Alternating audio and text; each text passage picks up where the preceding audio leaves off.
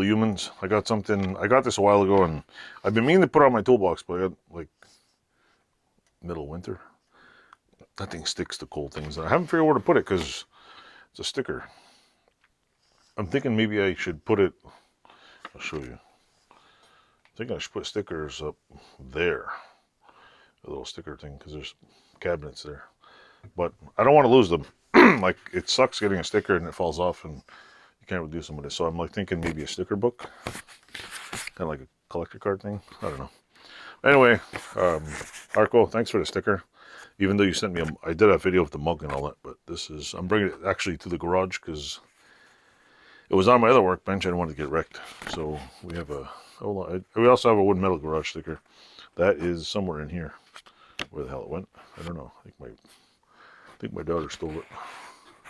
So yeah, if you want to send me stickers, I like stickers.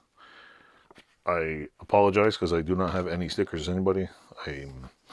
I need to figure out how to design one. I'm not a graphic designer, so I don't know. I might just put like, you know, welcome to Kanawagi Utah's garage and just put a big like, whatever. I'm not a motorcyclist. I'm not a hot rodder. I got a mini hot rod. That's about it. Maybe put a mule on it. M274 mule, yeah. Anyway, just tell me to shut the hell up anytime soon.